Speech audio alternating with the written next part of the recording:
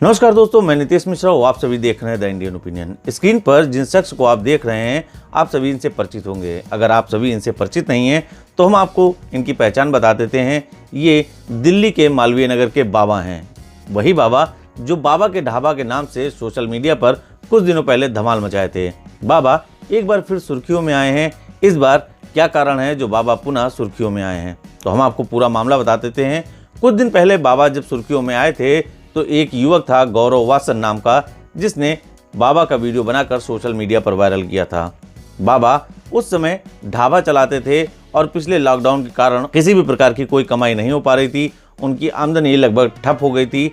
तब गौरव वासन नाम के एक युवक ने, एक यूट्यूबर ने बाबा के वीडियो बनाकर सोशल मीडिया पर वायरल कर दिया और वो वीडियो ऐसा वायरल हुआ कि सोशल मीडिया पर बाबा का ढाबा ट्रेंड करने लगा।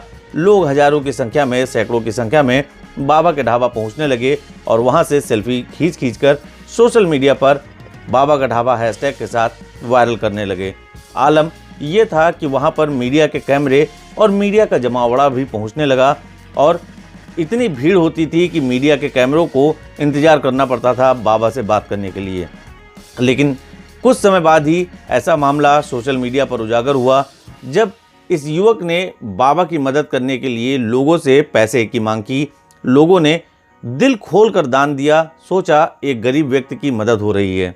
उस पैसे को गौरव वासन ने बाबा को दे दिया, लेकिन बाबा ने किसी तीसरे लोगों की बात सुन ली और उनको ये लगा कि गौरव वासन ने दान के रुपयों से अपनी कुछ कमाई कर ली है। उस जो उनको धनराशि प्राप्त हुई है वह पूरी धनराशि बाबा को नहीं मिली है, बल्कि गौरव वासन ने अपने पास रख ली है।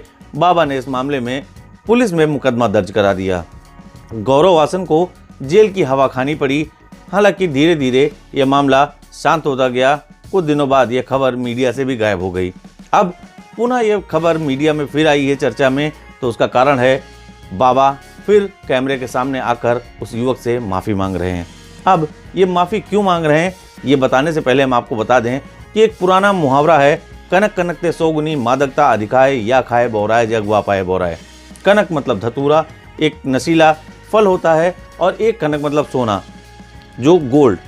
अब आप समझिए कि जब इन दोनों चीज़ की अधिकता होती है तब आदमी पगला जाता है, उसे समझ में नहीं आता है कि वो क्या करे। कुछ ऐसा ही घटित हुआ बाबा के साथ। जब बाबा को हर तरफ से मदद मिलने लगी, पैसे मिलने लगे, तब बाबा उस युवक को भूल गए जिसने उनकी सबसे पहले मदद की थी। बाबा ने उसी के खिलाफ मुकदमा कर दिया। बाबा ने उन पैसों से एक रेस्टोरेंट खोला और रेस्टोरेंट पे कुछ ही दिनों में लोगों की भीड़ आना शुरू हो गई। लेकिन फिर ऐसा कुछ घटित हुआ बाबा के साथ कि बाबा को सोशल मीडिया के सामने आकर माफ़ी मांगनी पड़ी। दरअसल बाबा जिस रेस्टोरेंट के चला रहे थे उसका महीने का खर्चा 1 लाख रुपए आ रहा था, लेकिन उस रेस्टोरेंट से बाबा की कमाई मात्र 40,000 हो पा रही थी। रेस्टोरेंट लगातार घाटे में चल रहा था और यही घाटे के कारण हो सकता है बाबा को ये समझ में आ गया कि कहीं ना कहीं जो उन्होंने गलती की है उसकी सज़ा उनको इसी जन्म में भुगतने को मिल रही है। हालांकि बाबा जल्दी ही इस बात को समझ गए और उन्होंने सोशल मीडिया पर गौरव वासन से माफ़ी मांगी। सोशल मीडिया पर वो अब माफ़ी मांगते फिर रहे हैं। मैं अपने जनता जनार्दन से आग्रह करता हूँ कि जो गौरव वासन, वो लड़का कोई चोर नहीं था और ना हमने तो कभी चोर कहा है।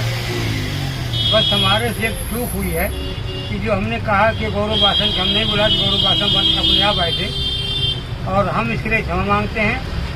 और जनता जनार्दन कहते हैं अगर कोई इसमें गलती हो तो हमें माफ़ करना, इसके आगे हम आपके सामने कुछ नहीं कर सकते। लेकिन यहाँ पर एक कहावत फिर आती है कि अब पछताए होत का जब चिड़िया चुग गए खेत।